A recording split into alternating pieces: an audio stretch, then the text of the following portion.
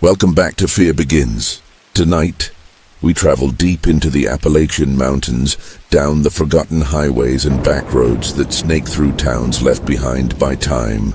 Scattered among the rusted gas pumps and collapsing diners are the motels that once promised comfort to weary travelers. Some still stand, their faded vacancy signs flickering through the mist, their doors hanging open like cracked smiles.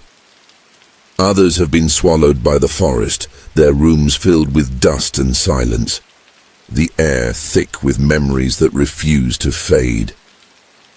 The road that led to the old Ridgeway Motel twisted through the Appalachian woods like a scar. Most locals did not even remember when it closed. Some said after a fire in the late 90s. Others said something happened in one of the rooms, something no one wanted to talk about. The sign still stood by the roadside, leaning at an angle, its paint faded and chipped until it only read RG Way. I first saw it during a drive through Western Virginia in 2020. I was coming back from a weekend trip, exhausted, trying to make it home before midnight. My GPS lost signal somewhere near a stretch of pine forest, and the rain started to fall hard enough that my wipers were useless. I just needed somewhere to pull over until the storm passed. That was when I saw the glow of a vacancy sign flickering weakly through the trees. At first I thought it was impossible. No one had stayed there for decades. But the light was real, pulsing faintly red through the mist. I slowed down, my tires crunching against gravel as I turned into the old parking lot. The place looked like something out of a photograph that had been left in the sun too long. The building sagged, roof half collapsed, windows boarded in some places and cracked in others. The office door hung open. I could see the faint outline of a counter inside, a bell on top of it, and a register book open to a yellowed page. I got out of my car, pulling my jacket close against the rain.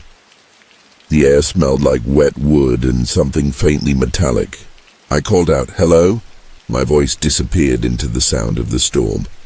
I told myself I was just going to wait inside the office, nothing more. Just somewhere dry for 10 minutes. But when I stepped across the threshold, the sound of the rain dulled completely. The air inside was heavy, still. I looked around and froze. The register book was new. Not ancient or dusty, new. The ink was still dark. The top line read, "Guest number 214, checked in at 11:43 p.m. My watch said 11:44.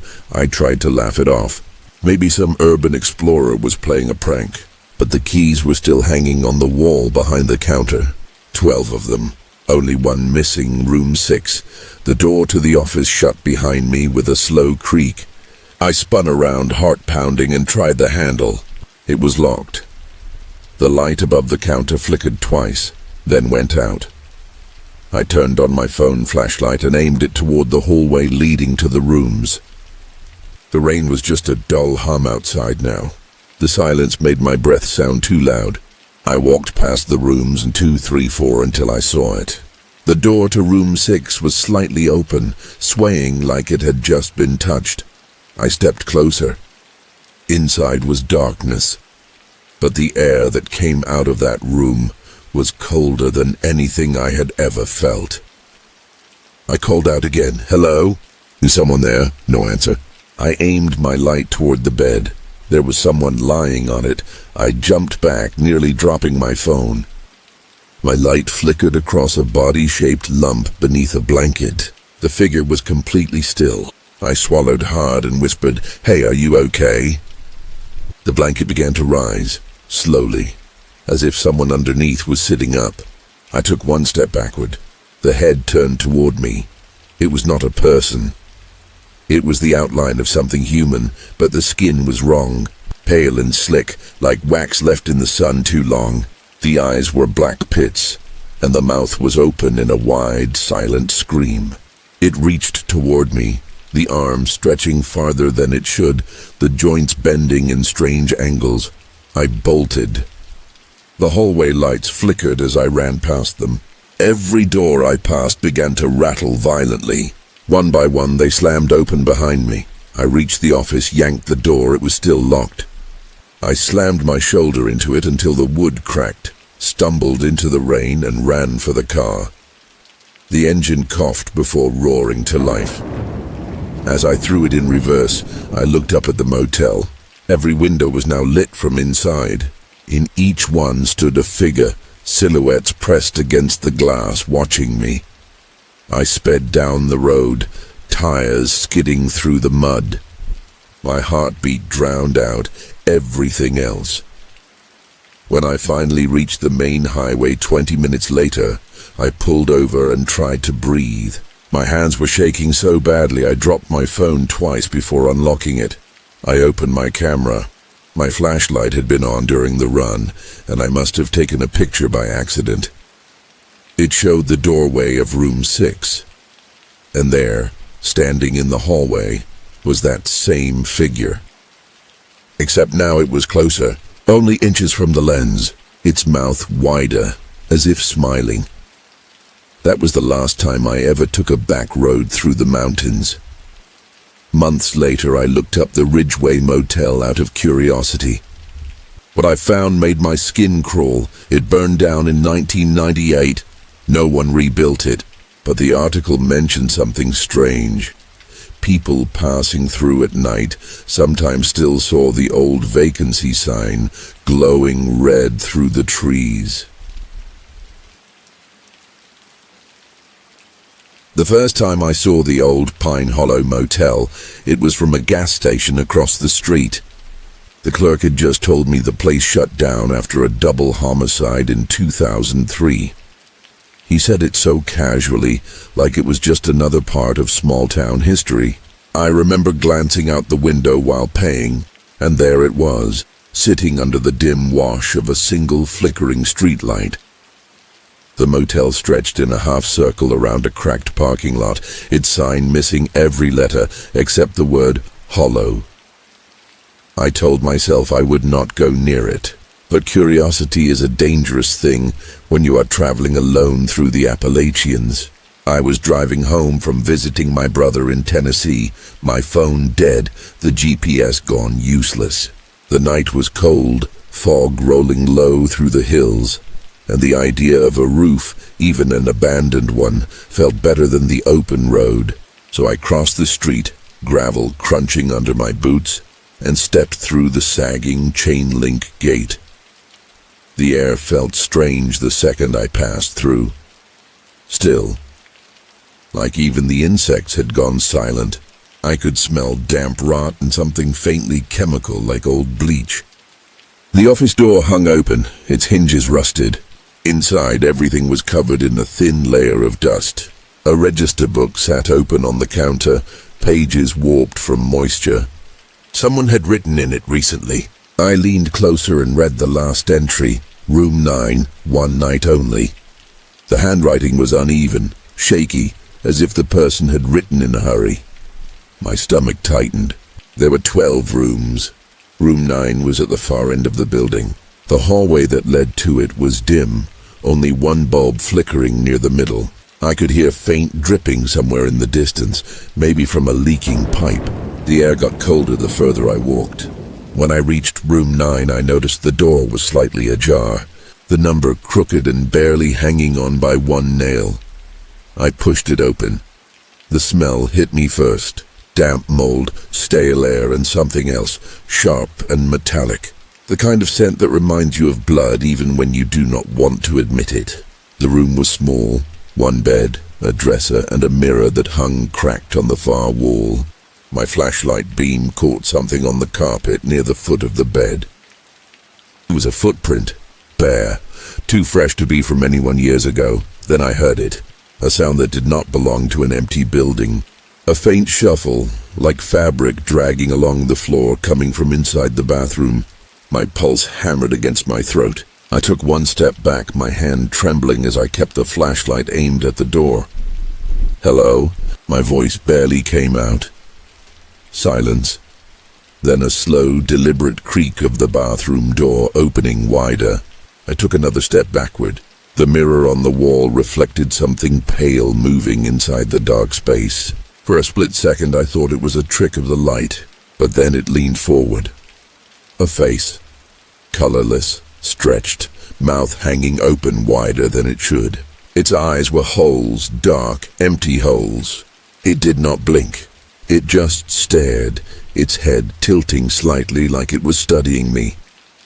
I stumbled backward into the hallway, my shoulder slamming against the wall. The flashlight flickered. When it steadied again, the figure was gone. The bathroom was empty, but the sound had moved. Now it came from inside the walls. A scratching, faint at first, then growing louder, moving fast along the hallway. It was like something was crawling inside the drywall, following me as I backed away. I could hear it behind every step I took. I reached the middle of the corridor when suddenly the light bulb above me burst. Tiny shards of glass fell across my hair and shoulders. I ran. The hall stretched longer than before, like it was growing with each step. The exit door seemed too far away. I could still hear the scratching, now joined by a low, ragged breathing, echoing from everywhere at once. I shoved open the first door I reached and stumbled inside. It was the laundry room. The air was thick with the smell of mildew. Old sheets hung from lines strung across the ceiling, swaying gently even though there was no wind. My light swept across the room and my stomach dropped. The sheets were all stained dark, every one of them. Some spots were small, some large like handprints. Then I noticed the washing machines. Their doors were open. Inside one, something pale was visible. I stepped closer before I could stop myself. It was a hand, gray, limp, fingers bent unnaturally. The wrist disappeared into the shadows of the drum. I stumbled back, my heel hitting the edge of another machine. The door swung shut with a metallic clang, and suddenly all of them began to shake violently. One by one, they started running. The sound was deafening, metal clanging against metal, the spin cycles screaming as if the machines were filled with stones. The lights flickered with each tremor. I dropped my flashlight, and for a moment the room went completely dark. When the light came back, all the sheets were gone. The lines were empty. I ran out, not caring where I went, just away from that noise. My footsteps echoed across the hallway, and for the briefest moment I thought I heard another pair following me, matching my rhythm exactly. I turned a corner, breath ragged, and there it was. The office door was ahead, wide open now. The rain outside was coming down harder, drumming against the cracked pavement. I sprinted toward it, but before I reached the doorway I froze. Every room door in the hallway had opened. All 12. From each one, something stepped out. Not fully visible, just shapes, thin, tall, swaying slightly as if underwater. They filled the hallway shoulder to shoulder, faces blurred in the dim light. I could see movement where mouths should be, silent and wrong. My body reacted before my brain did. I turned, jumped through the office window and hit the ground outside. Glass sliced through my palms, but I did not stop running. I crossed the road, nearly slipping on the wet asphalt until I reached my car. I drove until my tank was nearly empty. When I finally stopped at a rest area hours later, I noticed something on my passenger seat, a motel key, room 9. The tag was cracked and worn, but the number was clear. I threw it out the window and watched it disappear into the dark. Weeks later, I checked online again.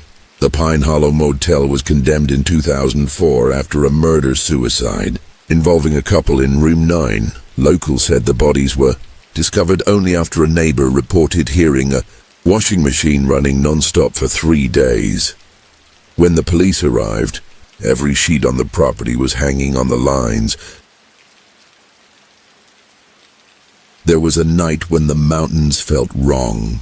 The sky over the Blue Ridge had turned the color of old bruises, clouds low and heavy, pressing down on the forest like they wanted to crush it. I had been driving for hours through winding back roads after a photography trip when I saw a sign half swallowed by vines. It read, Sleepy Pines Motor Inn. The arrow below it pointed down a dirt path that disappeared into the trees. The name should have sounded harmless, but something about it made the hair rise on the back of my neck. My gas tank was low, and I had not passed a station in over an hour. The nearest town was 30 miles behind me. I told myself I would just check if there was somewhere to stop, maybe a payphone to call for help. I turned down the path, my headlights cutting through the rain. The motel appeared suddenly from the dark, like it had been waiting. It sat at the bottom of a small hill, surrounded by trees that looked too tall, too close. The paint on the walls had peeled away to reveal grey wood beneath, and most of the windows were covered in grime. But what made me stop was the faint light flickering in the lobby. Someone was there. I parked, rain pattering against the windshield, and stepped out into the cold. The air smelled like wet pine and rust. As I crossed the cracked pavement, the light inside the lobby went out. My reflection in the glass door was swallowed by darkness. I froze, listening. There was no sound, not even the rain. Then slowly the door creaked open on its own. The inside was worse. The wallpaper had peeled away in long curls, and the floor sagged in the middle like something heavy had been dragged across it. A single bell sat on the counter. I pressed it without thinking. The sound echoed through the empty building, sharp and hollow. After a few seconds, a faint buzzing came from somewhere in the back room, followed by the hum of an old television turning on. The static hissed through the silence. I followed the sound through a narrow hallway and into a small lounge. The TV sat in the corner, screen flickering with grey noise. For a moment I thought it was just that, static. Then the screen shifted. A grainy video began to play, showing the very same motel lobby I had just walked through. The footage looked old, faded, as if it were from decades ago. I could see the front door, the counter, the bell, everything. But there was a man standing behind the counter, staring straight into the camera. His face was blurred, but his posture was stiff, almost puppet-like. My stomach twisted. The man raised one arm and pointed toward something off-screen. The camera turned, showing the hallway leading to the rooms. A single door at the end was open. The TV clicked off. My flashlight flickered as if in response. I turned toward the hallway. At the end, the same door stood open just like in the video. I walked slowly, each step echoing through the wood. Room 11. The door creaked as I pushed it open. Inside, the air was cold enough that my breath came out in clouds. The furniture was still there. Bed, dresser, a lamp with no bulb. But the walls were covered in photographs, dozens of them, maybe hundreds pinned in uneven rows. Each one showed a person standing outside the motel. Some were smiling, some looking away, all taken from the same angle, as if someone had stood just behind the front desk, snapping them one by one. The faces were from different decades, different styles of clothing, different ages. Then I saw one photo near the bottom that made my chest tighten. It was me, same jacket, same car, same angle. Taken maybe 5 minutes earlier. I stumbled back, knocking into the dresser. A drawer slid open and something clattered to the floor. It was a Polaroid camera, its flash cracked but still functional. I picked it up with trembling hands. It was warm. From somewhere outside the room came the sound of footsteps. Slow, deliberate, crossing the creaky hallway boards. I aimed my flashlight toward the door, but the beam trembled. The footsteps stopped just outside. Then came a voice. Room's not ready yet. It was low, rough, like someone speaking through a broken radio. I backed up until my shoulders hit the wall. The door creaked open, inch by inch, revealing the outline of a man standing in the doorway. His clothes were old-fashioned, a bellhop's uniform, the red faded to brown, the buttons dull with rust. His face looked stretched. the skin too thin over the bones, mouth twitching with a smile that never reached his eyes. He stepped into the room, his head tilted to one side as he stared at me. "You checked in already," he said. My mouth went dry. I lifted the flashlight higher, but the beam caught only his chest. His name tag was still attached. The letters were scratched out except for two. M.O. The man's smile widened, and his eyes rolled white. The photographs on the walls began to flutter, their corners lifting like something was breathing beneath them. I dropped the flashlight and ran past him, slamming into the hallway. The light flickered behind me as I sprinted toward the lobby. When I reached the door, it was gone. The glass, the frame, everything replaced by solid wall. I spun around, heart pounding. The man was standing at the end of the hallway, his head twitching in sharp jerks. Every door along the corridor opened at once, slamming against the walls in perfect rhythm. I ran the other way, through a door that led outside. The rain hit me like ice. My car was still where I left it, headlights reflecting the motel sign. But something was wrong. The sign's letters were no longer broken. It glowed bright red, each letter perfect, reading Sleepy Pines Vacancy.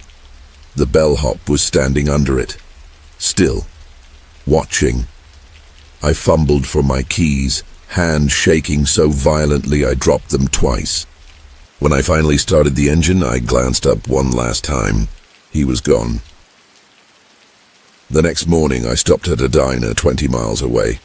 The waitress asked if I was all right, said I looked pale. I told her about the motel. She froze, her hand tightening on the coffee pot. "That place burned down in 1989, she said quietly. "My cousin died there. The owner locked the guests inside and set the fire himself. Nobody made it out." I started to argue, but she reached under the counter and pulled out a local newspaper clipping laminated in plastic. The headline read, "11 Dead in Sleepy Pines Motel Blaze." The date was July 17th, 1989. The photo beneath it showed the building in flames, the roof collapsing, smoke curling into the sky. But what made my blood run cold was the smaller picture below, the only known photograph of the owner. He was wearing a bellhop uniform, and his name tag read M.O. The rain had followed me for 3 states.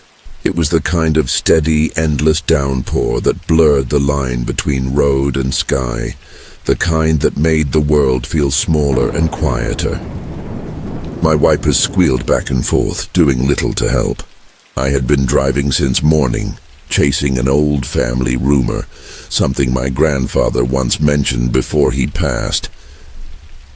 He said there was a motel tucked deep in the Appalachians where people vanished.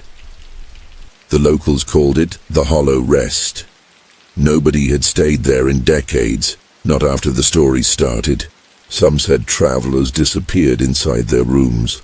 Others claimed the guests never left, that they still lingered in the shadows, whispering through the vents at night. I never believed in ghost stories, but my grandfather's last words haunted me. "If you ever find the Hollow Rest, do not go inside room 6. It was almost midnight when I saw the sign through the fog. The letters were nearly gone, but the shape was unmistakable. I pulled over, engine idling, staring through the windshield. The building looked like it had grown out of the mountain itself. A long, low structure half swallowed by vines and moss. Only one light flickered above the lobby door.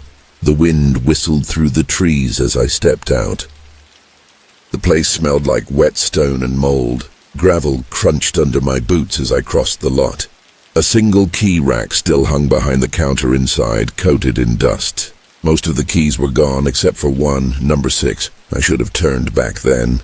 But curiosity is a cruel thing. I picked up the key, its metal tag cool and slick in my hand. The hallway beyond the counter stretched into darkness, lined with doors that leaned slightly inward, as if the building itself were listening. I followed the numbers until I reached it. Room 6, the door creaked open easily. The air inside was thick and cold, smelling faintly of damp wood and something metallic.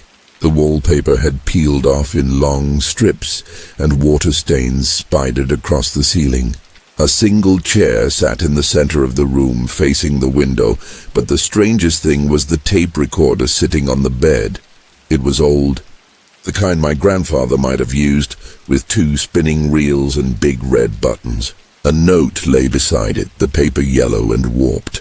The handwriting was shaky. "If you press play, you cannot stop." My pulse quickened. I stared at the recorder for a long time, then pressed the button. The reels began to spin, slow and deliberate. At first there was nothing but static. Then a voice, low and tired. "If you are hearing this, it means the room let you in." I froze. The man's voice was rough, almost cracking, like he had not spoken in years. "You must leave before the tape ends. They do not like it when someone listens." I turned toward the door, but it was closed. I had not touched it. I grabbed the handle and pulled. It did not move. The voice continued. I tried to warn them. My wife, the others. They laughed at the stories. They thought the whispers were the wind. The static surged, and for a moment I thought I heard something else behind the man's voice. Faint, wet breathing. They live in the walls now. They wait for the tape to finish. That is when they come out. The lights flickered.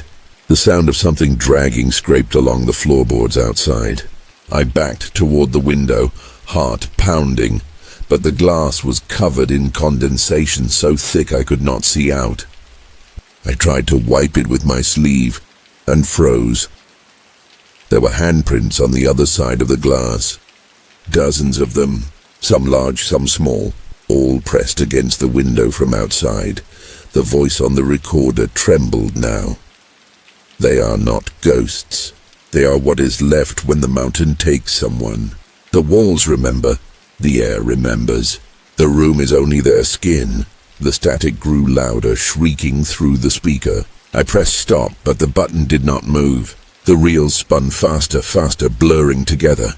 My ears rang with that horrible hiss. Then beneath it I heard something whisper. It was not the man. It was many voices at once, overlapping, murmuring through the static.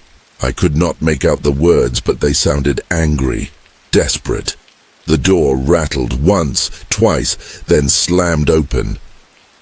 Something stood there, tall enough to brush the top of the frame. Its outline was wrong.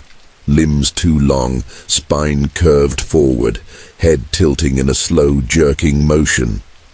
The air around it warped, bending light like heat rising off asphalt.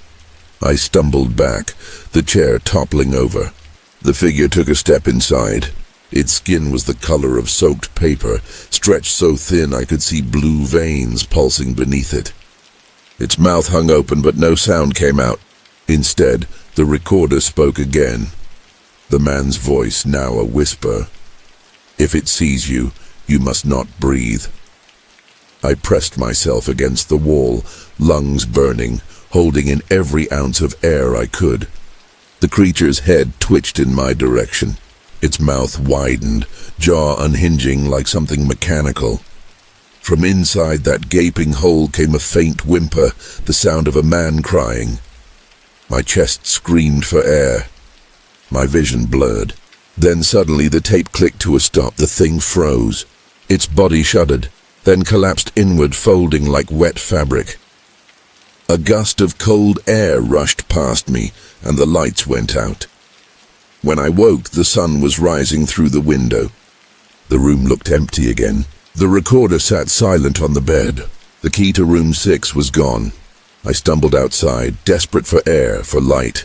My car was still there, windshield covered in dew. I got in and drove without looking back.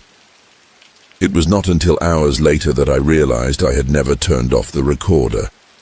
The sound was still faintly playing in the back seat, soft, static-filled breathing. When I reached the nearest gas station, I told the attendant what had happened. His face went pale when I mentioned the hollow rest. That place, son, that place is gone. Washed away in a mudslide in 1978. I told him that could not be true, that I had just been there. He shook his head slowly, walked to a dusty bulletin board behind the counter, and pointed to an old newspaper clipping. It showed the same building buried under rock and dirt. The headline reading, "Motel Collapse Claims 6 Lives." I leaned closer. In the grainy black and white photo, you could see the wreckage, but something else caught my eye. Through a shattered window, almost hidden by debris, was the outline of a figure. There are places in the Appalachian backroads that never show up on any GPS. You can drive for hours, your signal gone, the world shrinking into mist and pine, and then suddenly it appears, a sign half swallowed by vines, a gravel path barely wide enough for a single car. That is where Liam Walker found the Crestwood Motel. He had been driving all night, trying to reach a small town called Harrow Ridge, where his cousin lived. He had left late, chasing time, and somewhere along the winding mountain curves he missed a turn. By the time he realized it, he was deep in the woods with no reception and only a quarter tank of gas. When the road finally opened into a clearing, he saw the motel sitting on a slope, its roof caved in on one side, its sign broken but still faintly glowing from one surviving bulb, Crestwood Motel. Vacancy, the N blinked erratically, like it was trying to warn him. Liam thought it looked abandoned, but there were lights glowing in 2 windows. A car, an old blue sedan, sat parked crookedly in front of the office. His options were to sleep in his car or take a chance. He chose wrong. The air was cold and still as he approached. When he pushed open the office door, a bell jingled, though there was no one behind the desk. The counter was covered in dust, and a logbook lay open with names scribbled in shaky handwriting. The last entry was from the year 1998, he called out. No answer. He waited a few moments, then noticed a note taped to the bell. Room 7, keys in the door. Pay in the morning. He hesitated. The handwriting looked identical to the one in the logbook, but exhaustion dulled his suspicion. He found room 7 halfway down the row. The key dangled from the knob exactly as the note said. The room was stale. The curtains were drawn tight, trapping in decades of dust. The furniture was coated in grime, and the carpet smelled like mildew. But the sheets were surprisingly clean. He thought maybe a caretaker still came around sometimes. He dropped his bag on the bed and collapsed, too tired to think. It was sometime past midnight when he woke, not to a sound but to the absence of one. The rain had stopped. The crickets had gone silent. The air felt charged, like the moment before lightning. Then he heard it. A single knock, not at the door. At the window it was soft, deliberate. 3 knocks, evenly spaced. He sat up slowly, heart hammering, listening. The knocks came again, this time a little louder. He reached for the curtain but froze when he saw the shadow through the fabric. A figure, still, tall, watching. Liam's breath caught in his throat. Whoever it was, they were standing inches from the glass. He whispered, "Who's there?" The figure didn't move. He waited, hand trembling near the curtain. Then slowly, the shadow raised its arm and pressed a hand to the glass. The shape of the fingers stretched unnaturally long. He stumbled back, his heart slamming against his ribs. The knock came again, softer now, but it wasn't just one sound. It was 2, 3, then a scraping along the window frame. Like nails dragging slowly across it, he bolted for the door and pulled it open, but the hallway outside was empty. The night was still. He backed away, breathing fast, then heard something whisper behind him. It was faint, right against his ear. "Do not look outside." He spun around. No one there. The whisper came again, this time from under the bed. "Do not look outside." He froze, staring at the shadow beneath the frame. For a long moment he thought he saw movement, Something shifting, breathing, too large to be human. He slowly crouched, heart pounding so hard he thought he might black out. His hand shook as he lifted the bedskirt. Nothing, just dust and empty darkness. He stood up quickly, trying to steady his breath. Then he realized something chilling. The window curtain he'd been too afraid to touch was now open halfway. The glass reflected only darkness, but faintly, very faintly, there was a face on the other side. Pale, blurred, pressed against the pane. Its eyes were wide, but there was no color in them, only white. The whisper came again, but now it filled the whole room. "Do not look outside." He stumbled backward, tripping over his bag.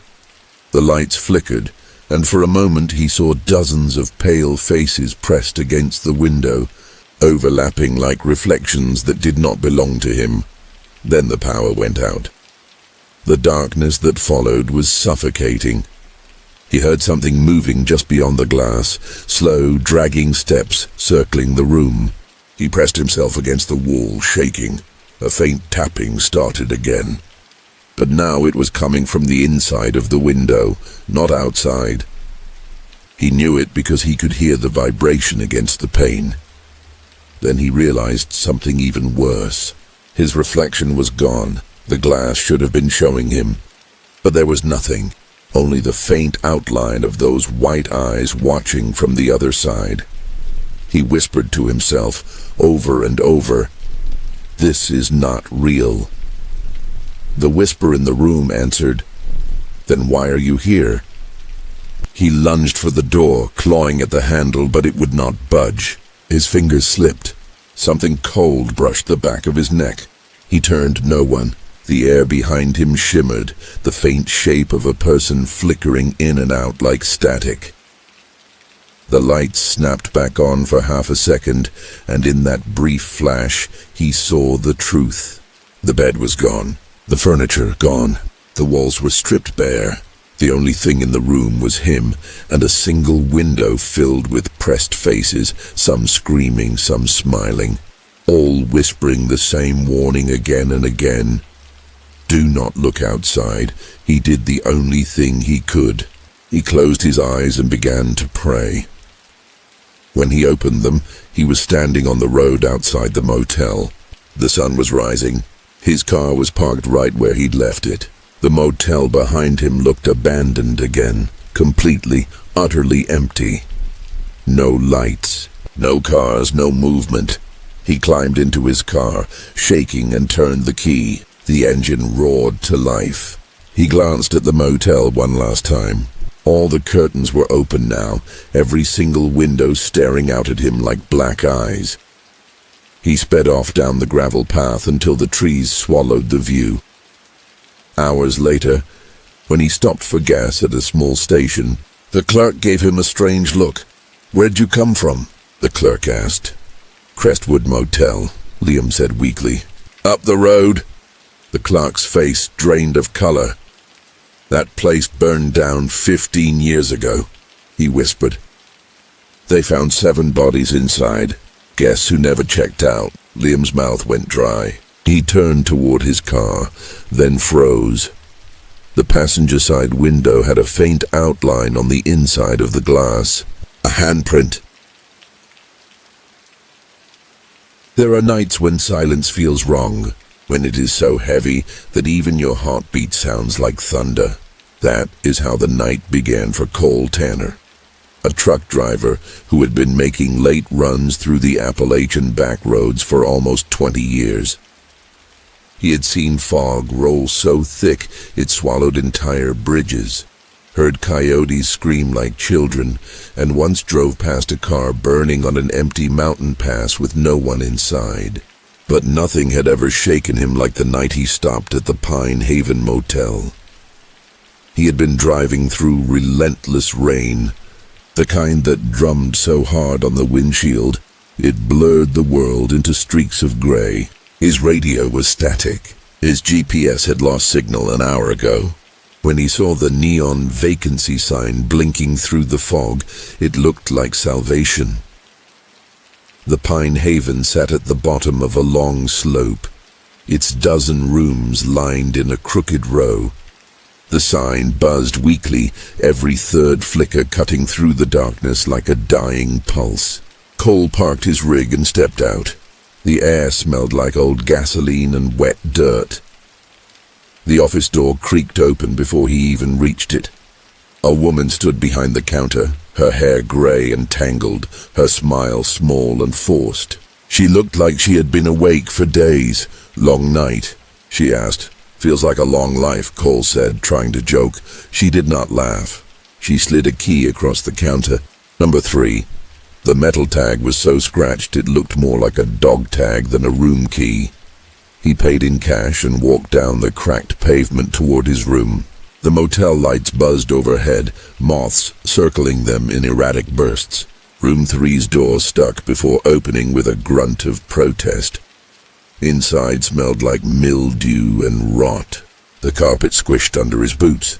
The wallpaper was bubbled and peeling, exposing damp plaster underneath. The bedspread was the color of rust, but he was too tired to care. He set his bag down, peeled off his wet jacket, and sat on the bed. That was when he noticed the TV was already on. It was one of those old box-style sets, the kind that weighed as much as a small refrigerator. The screen flickered between static and faint shapes, almost like shadows moving behind glass. Cole tried turning it off, but the button did nothing. He unplugged it. The static remained. Then, faintly, he heard something through the white noise. A voice. It was distorted, soft at first, like someone whispering into a fan. He leaned closer. Room 3, Cole froze. He was sure that was what it said. Then again, louder, dragging the words out. Room 3. The static twisted, the image on the screen stretching. For a second he saw a figure, pale, thin, standing in the doorway of the very room he was in. Then the picture warped, vanishing back into static. He spun around. The doorway was empty. Cole exhaled, shaking his head. He had been on the road too long. His nerves were shot. He turned off the light and lay down, but the sound did not stop. It was still coming from the television, quieter now, but constant, a wet whispering that rose and fell like someone breathing behind a wall.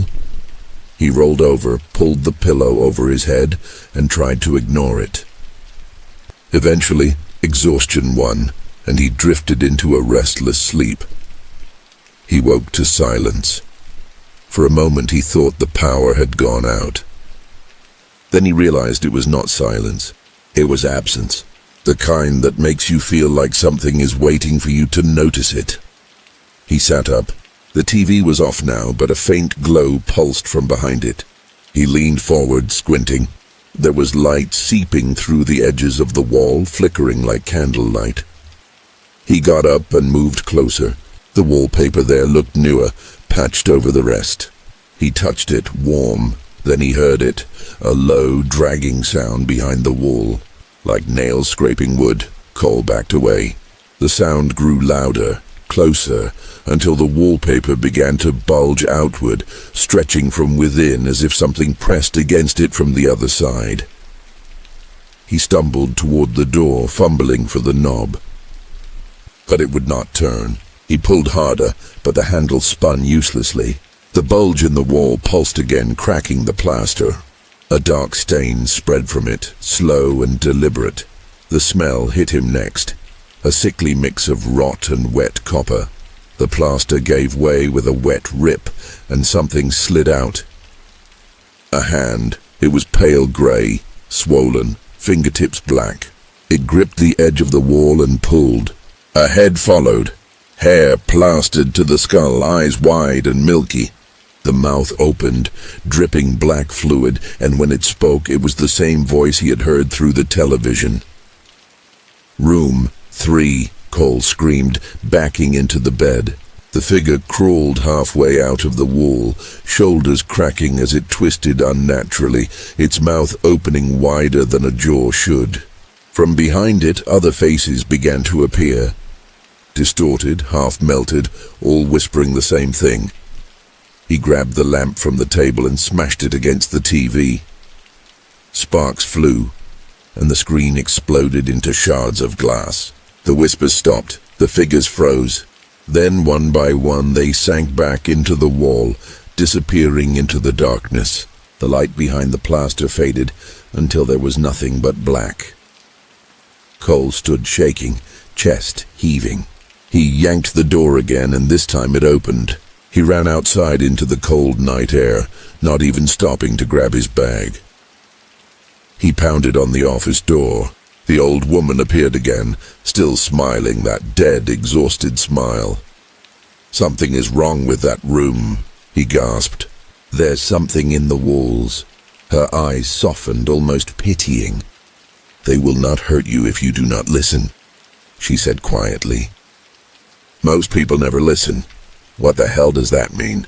he snapped. She just looked past him toward room 3. Her lips trembled. "You turned off the TV, didn't you?" Cole froze. "The TV keeps them in," she said. "When you turned it off, you let them hear you." He took a step back, shaking his head. "You need to get help. This whole place is cursed." The woman's eyes filled with tears. "It is not cursed," she whispered. "It is punishment." Before he could say another word, she shut the door and locked it. Cole stumbled toward his truck, desperate to get away. The rain had stopped, but mist still clung to the ground. As he climbed into the cab, he glanced back one last time. The sign above the motel flickered again, the word vacancy flashing bright red. For a split second, the reflection of the letters in the wet pavement spelled something else: remain. He slammed the truck into gear and drove off, tires skidding on wet gravel. He did not stop until he reached a rest station 2 hours away. When he finally stepped out to check his rig, he noticed something smeared on the passenger side window. A long black handprint. Still wet. He stared at it for a long moment, then looked in the side mirror. Behind him, faint and small in the distance, the Pine Haven Motel sign flickered once more through the fog, even though he was miles away. The next day, authorities found the motel empty. The office was locked from the inside. Every room was silent except room 3. The TV was still on, playing nothing but static. And through the static, if you listened closely enough, you could hear a tired man whispering over and over. The rain fell sideways across the cracked asphalt as Noah pulled into the parking lot of the Maple Hollow Motor Lodge. The old neon sign buzzed weakly in the storm, one letter flickering on and off so that it read, Map E Hall Low. He sat there in his car, engine humming, staring through fogged windows at the row of mildew-stained doors. Every instinct told him to keep driving, but his phone was dead. The fuel gauge was low, and the last gas station had been boarded up miles ago. He had no choice but to take shelter here. The sound of wind clawed at the sides of the car, making the vehicle tremble slightly. Lightning flashed, and for a moment Noah thought he saw someone standing beneath one of the motel's overhangs. But when the thunder came seconds later, the space was empty again. He swallowed hard, reached for his backpack, and stepped out into the downpour. The rain was icy, biting against his neck as he trudged toward the office. The door creaked open with surprising ease. Inside, the air smelled like rotted wood and cigarette ashes. The front desk was covered in dust, but the small bell still sat at the edge, tarnished and dull. He pressed it. The sound was sharp, too sharp for such a quiet place. Somewhere behind the counter a radio crackled, playing what sounded like an old preacher's voice, though the words were warped by static. No one answered the bell. Noah leaned over the counter, calling out, "Hello, anyone here?" The sound of movement came from the room behind the office door, slow, deliberate footsteps. Then silence. Noah's throat tightened as the knob began to turn, squealing faintly. The door opened and a man stepped out. He was tall, his hair slicked back, his skin gray and thin like parchment. His name tag, barely legible through the grime, read Harold. "You need a room?" the man asked. His voice was slow, deliberate, as if every word took effort. "Yeah," Noah said, hesitating. "Just for the night. My car's running low on gas and there's nowhere else open." The man blinked slowly, then nodded once. "Cash only, 25. Noah handed him the bills. The clerk placed them into the drawer without counting, then handed over a tarnished brass key attached to a wooden tag that read, Room 7. Lightning illuminated the old man's face for an instant, and Noah saw that the man's eyes were clouded with cataracts, though they seemed to move perfectly as they tracked him. He forced a polite smile and left the office. The hallway leading to Room 7 smelled of mold and wet carpet. Every few steps, Noah's shoes made that horrible sucking sound that came from too much moisture trapped beneath the floor. He reached his door, unlocked it, and stepped inside. The room was cleaner than he expected. Not clean exactly, but less decayed. A single bed, a cracked lamp, a dusty Bible on the nightstand. He tossed his backpack onto the bed and walked to the window. Through the curtain, he could still see the flickering neon light spelling out, Map E Hall Low. In its rhythmic glow, the rain looked like silver knives cutting through the dark. As he turned away, the lamp flickered. The air felt heavy, thick enough that he could taste the dust. Then, faintly, beneath the patter of rain, he heard something. A steady dripping sound coming from the bathroom. He frowned and walked toward it. The sink faucet was off, the drain dry, but the sound continued, echoing faintly through the vent above. Probably just a leak, he muttered to himself. He tried to distract himself by scrolling through photos on his dead phone, but eventually exhaustion took over. He fell asleep to the sound of rain tapping against the window. It was the middle of the night when he woke. No thunder, no rain, only the creaking of the motel structure. He turned on his side and froze. The bathroom light was on. He was certain he had turned it off before lying down. His heart hammered in his chest as he sat up. The door was cracked open just enough to see that the light inside flickered, steady and unnatural. He could feel cold air seeping from the gap, raising goosebumps on his arms. "Hello?" His voice came out barely above a whisper. No answer. Only the slow dripping sound again, louder now, echoing through the silence. He stood and took one step toward the door, then another.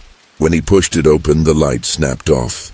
The only illumination came from the flickering neon bleeding through the window behind him. He reached for the switch, flipped it up again. Nothing. And then, in the mirror, he saw movement. The reflection was wrong. The bathroom behind him looked the same, but there was someone standing behind him in the reflection. A tall figure, face obscured by shadow. Noah spun around. Nothing there. He turned back to the mirror. The figure was closer now, standing right behind his shoulder, and this time he saw its eyes. Milky white, like the motel clerk's. He stumbled back, crashing into the sink. The reflection began to distort, as if the mirror were made of liquid. A faint whisper filled the room. The same voice he'd heard on the radio earlier, low, chanting something that sounded like prayer but twisted, backward. Noah bolted out of the bathroom, grabbed his backpack, and yanked open the door to leave. But when he stepped outside, the hallway had changed. The wallpaper was gone, the lights dim and blood red. Water dripped from the ceiling, pooling around his shoes. He ran toward the lobby, heart pounding, but the hallway seemed endless. Every door he passed had a number, but they were all the same. Room 7, again and again. He slammed his fist against one of the doors, screaming for help. The moment he did, it opened slightly. A hand, gray and trembling, reached out and touched his wrist. He yanked away, but not fast enough to miss the feeling of that cold, leathery skin. He turned and sprinted the other direction, but no matter how far he ran, every turn led him back to the same flickering sign outside the same door. Finally, in desperation, he ran out into the storm again. The rain hit him hard, soaking his clothes, blurring his vision. When he reached his car, he threw himself inside, gasping. He started the engine and slammed the gas pedal. As he pulled away, lightning struck behind him, illuminating the motel. For a brief second, he saw what it really looked like. Not the half-alive ruin he'd entered, but a complete, charred skeleton of a building, burned to its foundation years ago. He drove for miles before stopping at a diner near the interstate. When he told the waitress where he had just come from, she froze. "Maple Hollow," she said softly. "That place burned down in 1994. Nobody's been there since." Noah never went back to the Appalachians after that night. But sometimes, when rain hits his window just right, he swears he can see the flicker of a broken neon sign in the reflection, spelling out the words, "Map E Hole Low." The sound came first, slicing through the quiet Appalachian night like a blade. The screech of tires against gravel, then a hollow thud that echoed across the empty valley. When Emily opened her eyes, she was slumped against the steering wheel, her pulse pounding in her ears. The headlights of her car cut across the fog, illuminating an old sign nearly hidden by overgrown vines. It read, "Mountain View Motor Court. Vacancy." The wooden arrow below pointed to a narrow road twisting into the darkness. Her GPS had stopped working an hour ago, and her phone had no service. The crash had blown one of her tires, and the nearest town was miles back. She looked up through the windshield, saw lightning flash over the ridge, and felt that strange pull. The one that whispers go there even when everything in your body says not to. She turned off the ignition and stepped out into the damp air. The woods were silent, not even the usual chirping of crickets or rustle of branches. Only the faint hum of electricity somewhere ahead. As she followed the gravel path, the fog thickened until she could barely see her own feet. The motel emerged suddenly as though it had been waiting for her. The sign above the roof flickered weakly, letters glowing one by one, MOTEL, before going dark again. The building looked abandoned for decades, peeling paint. Broken shutters, vines crawling up the sides like skeletal hands. But one window glowed faintly with a yellow light. Emily hesitated, her heart hammering. "Hello," she called out. The door to the office creaked open a few inches, as though pushed by the wind. The smell of damp carpet and mildew spilled out. Inside, the lobby was small, with faded wallpaper and a dusty counter. A stack of brittle guest books sat on the desk, their pages curled and yellowed. "Anyone here?" she said again. A faint shuffle came from behind a curtain near the back. Then a voice, soft, rasping, and too close. "Checking in?" Emily spun around, but no one was there. The air felt colder now. Her breath came out in visible clouds. She should have left. But curiosity clawed at her mind stronger than fear. She stepped behind the counter and pulled the curtain aside.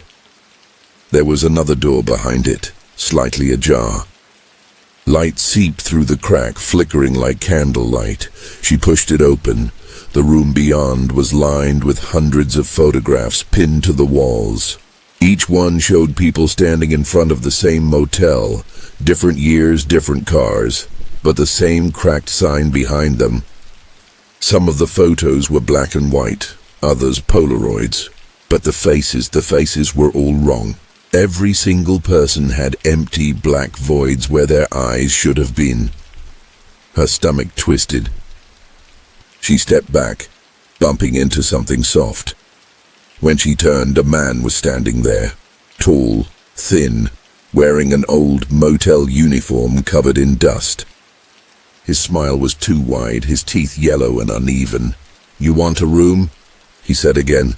The same words she'd heard before. She tried to speak, but her throat felt frozen. He held up a key. "Number 8. It's waiting." Lightning flashed outside, and in that moment the man's shadow stretched impossibly long across the wall, reaching toward her.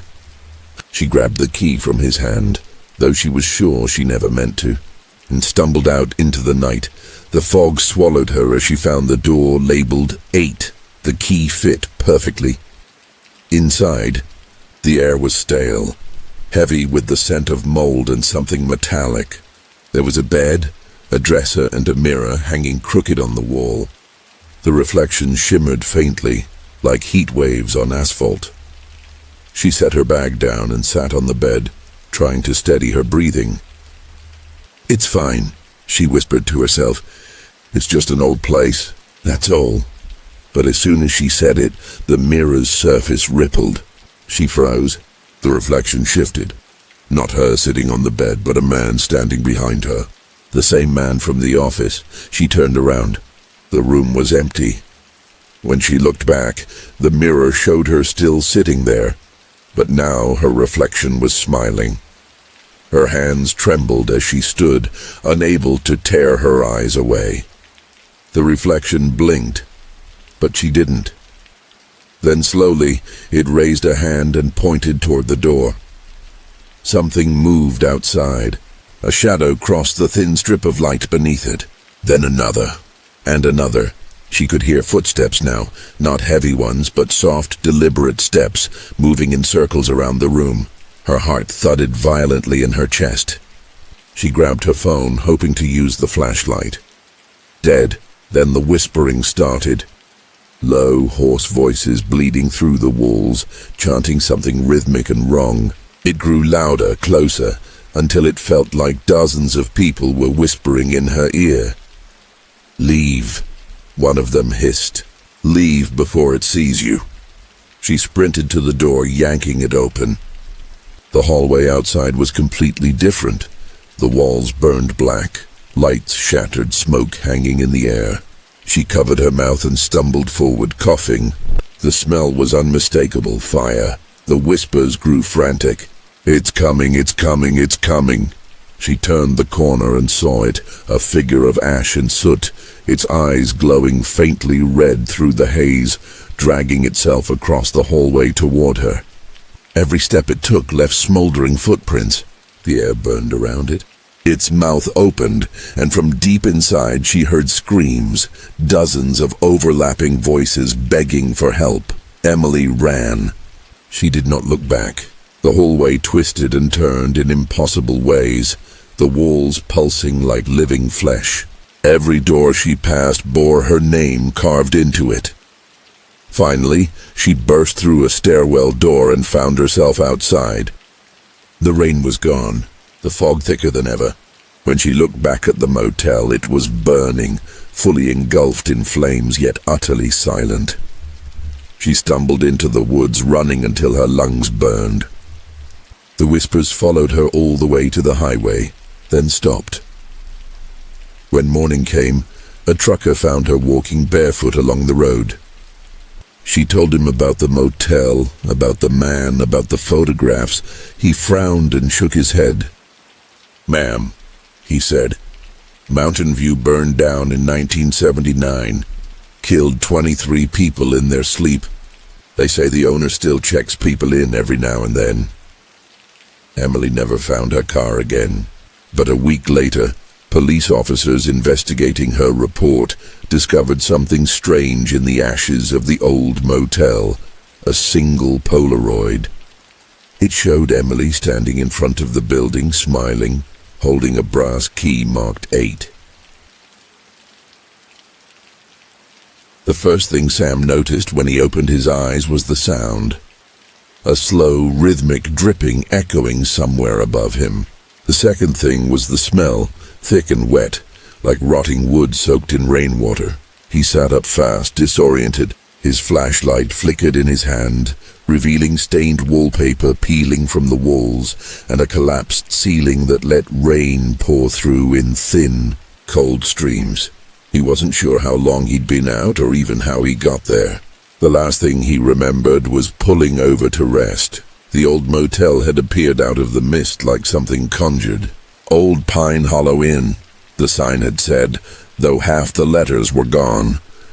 He remembered thinking it might be abandoned, perfect for a few hours of sleep. Then there'd been the crash.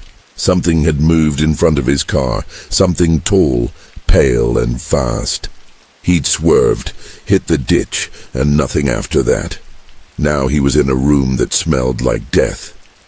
He stood up slowly. The floorboards creaked beneath his boots. His flashlight beam landed on an old dresser covered in dust and dead insects. A cracked mirror hung above it. The reflection showed him standing there, but the wall behind him was wrong. There was a door in the reflection that didn't exist in the real room.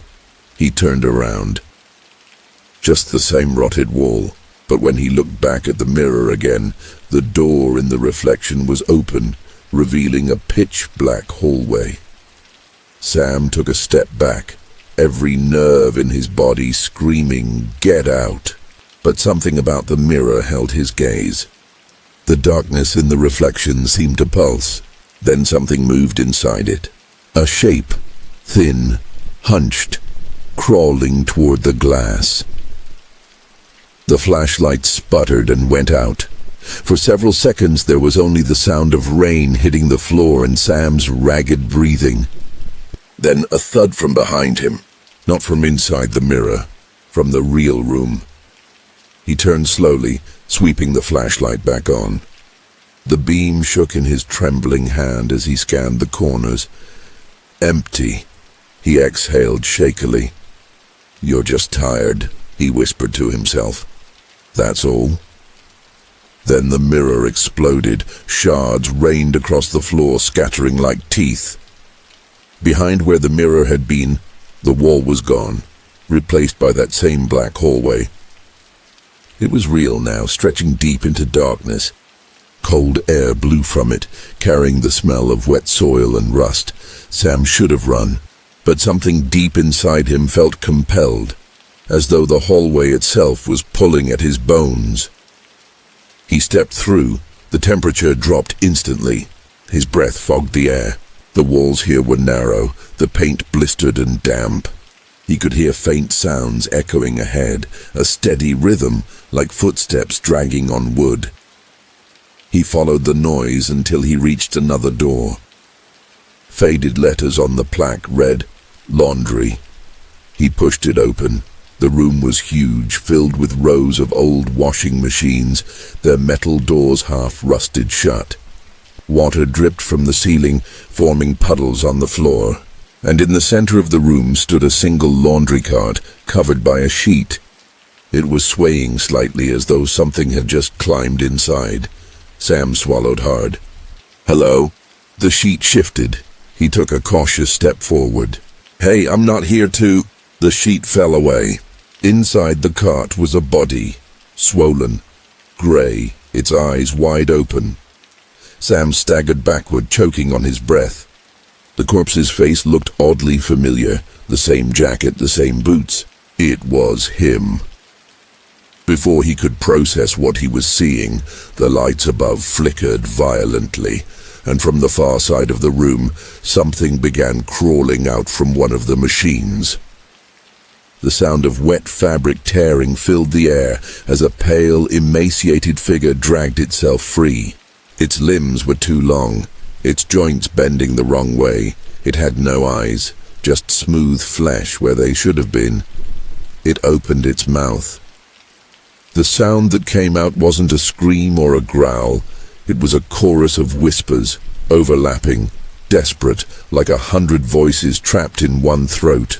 He never left, he never left. Sam bolted, running for the hall. He slammed the door behind him and sprinted down the corridor, but the hallway seemed to stretch endlessly. The same flickering lights, the same dripping sound. Every door he passed bore a number, 11, 12, 13, until he realized they were repeating. 11 again, 12 again. He was trapped. The whispers grew louder, now coming from every direction. The walls began to warp, bulging outward like something alive was pressing from the other side. He reached for one door and yanked it open, praying it would lead outside. It was the lobby, only it was different now. The floor was flooded, ankle-deep in dark water. The reception desk was gone. Behind the counter stood the figure, the eyeless one, dripping, smiling through a cracked jaw. It extended one long arm toward him, pointing at the keys still hanging on the wall. All of them were wet, the tags smeared and faded. But one glowed faintly, room 7. Sam didn't know why, but he took it. The figure tilted its head in approval, then dissolved into mist. He turned and followed the hallway again until he reached room 7. The door creaked open on its own. Inside, the room looked untouched, clean even. The bed was made. The air smelled faintly of lavender. For the first time, he felt a sense of calm, almost peace. He sat down on the edge of the bed, staring at the rain streaking the window. Maybe he'd fallen asleep at the wheel, and this was just a dream. He lay back, his eyes closing. The mattress felt soft, almost too soft, like it was sinking beneath him. He opened his eyes. The ceiling was gone. The entire room had changed. He was lying in water again, only now it was red, dark, thick and warm. The walls were closing in, bending inward. The air filled with the same whisper. He never left. He screamed, thrashing, but something grabbed his ankles, pulling him under. Hands, dozens of them, clawing from beneath the floorboards, pale, skeletal, dragging him down into the blood-soaked water. His flashlight fell, spinning, and for an instant he saw them clearly, faces beneath the surface, all of them his. When rescuers found Sam's abandoned car days later, the engine was still running. His phone sat on the passenger seat, its camera open. The last photo taken was of a cracked mirror, and reflected in it was a man standing in the doorway behind him, smiling. The smell of gasoline lingered thick in the air as Marcus stepped out of his car, the gravel crunching beneath his boots. His headlights illuminated the sagging frame of what used to be the Pineview Lodge, an old roadside motel deep in the Appalachian Mountains. The building looked as if it were holding its breath, waiting to collapse. Every window was black. Every sign of life had long rotted away. He had not come by accident. For years, the Pineview Lodge was whispered about in local forums, the kind of place thrill-seekers dared each other to spend a night in. But most who went never stayed long. Locals said it was cursed, that people disappeared there. Marcus, a paranormal documentarian with more arrogance than sense, wanted proof. He wanted the footage that would make his channel go viral. The rain had started minutes earlier, light at first but growing steadier now, pattering against the hood of his jacket as he grabbed his camera and flashlight. He looked up at the empty balconies, the cracked "no vacancy" sign flickering faintly as though something inside still breathed electricity. He whispered into his mic. Midnight at Pineview Lodge. Locals claim screams can be heard from the rooms at night, especially from the second floor. Some say they see lights turn on by themselves. I'm here to find out the truth. His voice sounded too calm, too rehearsed. Beneath it, his heart was pounding. He pushed through the front door, its rusted hinges screaming as it opened. The lobby greeted him with stale air and a faint sound, a radio, faint but clear, crackling softly from somewhere upstairs. It was playing an old country song, distorted, warbling like it was underwater. Marcus frowned. Could be squatters, he muttered, though the idea didn't comfort him.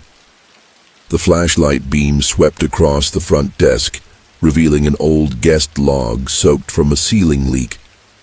The last entry was dated October 31st, 1987. Next to it, the word "checked in, room 12." He climbed the stairs slowly, The wood beneath his boots felt soft, swollen from years of moisture. The rain outside grew heavier, pounding against the roof. The music grew louder with every step. When he reached the second floor, the hallway stretched before him, lined with doors on either side, each one hanging slightly ajar. He followed the sound of the radio until he found it, coming from behind the door marked 12. He turned on his camera. "Room 12, he whispered, hand trembling slightly. "The one from the logbook." The knob turned easily. Inside, the room looked half lived in. The bed was unmade, sheets twisted, and a suitcase sat open at the foot. The radio on the dresser hummed quietly. But the strangest thing, the air was warm. The smell of cigarettes and cheap cologne still lingered, like someone had just left. Marcus approached the suitcase. Inside were clothes that looked new, not decades old. Jeans, shirts, even a half-empty bottle of water. He picked it up, still cold. "Hello?" he called out. "Anyone here?" The radio snapped off. The silence that followed felt alive. He turned slowly, scanning the shadows. His flashlight beam caught movement, the bathroom door creaking open an inch. He lifted the camera toward it. "If anyone's here, I'm just filming. Not here to cause trouble," something whispered back. A man's voice, hoarse, close. "You shouldn't have come." Marcus froze. "Who's there?" No reply. He stepped closer, reaching for the bathroom door. It creaked wider, revealing a cracked mirror, a stained sink, and a faint shape moving in the reflection. A shadow standing behind him, he spun around. The room was empty.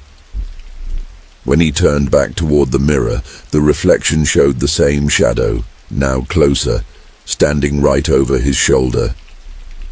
Its head twitched sharply to the side, bones cracking audibly even though the air around him was still. He backed away, the camera shaking in his hands. The radio turned itself back on, blasting static that filled the room. Through the noise, a voice emerged, distorted, layered with interference. "Room 12. Always room 12. He bolted for the door, but when he stepped into the hallway, it wasn't the same corridor anymore. The walls had changed color, darker now, almost black. The wallpaper looked wet, pulsing like skin. He ran, flashlight flickering as he turned corner after corner, but the hallways seemed endless. Doors lined both sides, their numbers shifting as he passed. Room 8, room 9, room 10, and then, always, room 12 again. He screamed, "Stop!" slamming his fist against the nearest wall. The sound echoed back at him, not once but dozens of times, as though something in every room was mimicking him. He opened one door and stumbled inside. This room was different, cleaner. Bright light spilled through the window. A man sat on the bed, head lowered, smoking a cigarette. His face looked blurred, unreal, like an image out of focus. Marcus tried to speak, but no sound came out. The man lifted his head slowly. Where his eyes should have been, there were two gaping holes. From them, dark water dripped onto the sheets. He smiled. They never checked out. The window behind him shattered. Water gushed in, flooding the room in seconds. Marcus struggled for the door, but the water rose faster, dragging him under. He dropped the camera. It hit the floor, lens still recording, as the room filled completely. The last thing the footage captured was Marcus's hand breaking the surface, reaching for air before being yanked back down. When police later found the camera weeks after his disappearance, it was buried beneath debris near the motel's lobby. The video was corrupted, except for the final 10 seconds. The frame showed room 12, empty, the door open, and on the bed sat Marcus, soaked, eyes hollow, staring into the camera. Behind him, faintly reflected in the window's glass, hundreds of shapes stood lined along the hallway, all watching, all smiling. Locals say the Pineview Lodge still lights up on stormy nights. They say if you listen closely while driving past, you can hear a voice through the rain. Midnight at Pineview Lodge. Room 12, always room 12, and if you're foolish enough to stop. If you see the flicker of a vacancy sign through the mist, they say don't look twice.